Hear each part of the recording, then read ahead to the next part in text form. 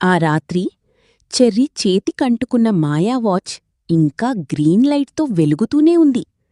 అప్పుడు చెర్రీ, పండు అన్నయ్యా, ఇది ఎంతలాగినా రావట్లేదురా. పండు, భయపడకురా చెర్రీ, ఇందులో ఏదో పెద్ద రహస్యం ఉంది. చెర్రీ, ఇందులో టైం కూడా కనిపించడం లేదురా. పండు నవ్వుతూ, అంటే ఇది టైం చూసే వాచ్ కాకపోవచ్చు. అలా ఇద్దరూ ఇంటికి వచ్చి పడుకుంటారు.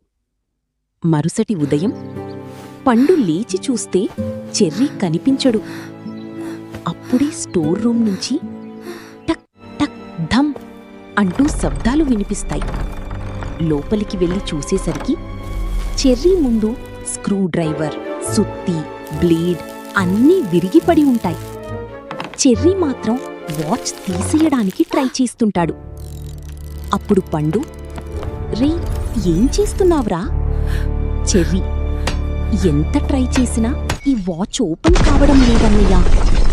అప్పుడే చెర్రీ సుత్తితో కొట్టగానే టక్ అంటూ సుత్తి విరిగిపోతుంది. అన్నయ్య, చూడు, దీనికి ఏం కావడం లేదు.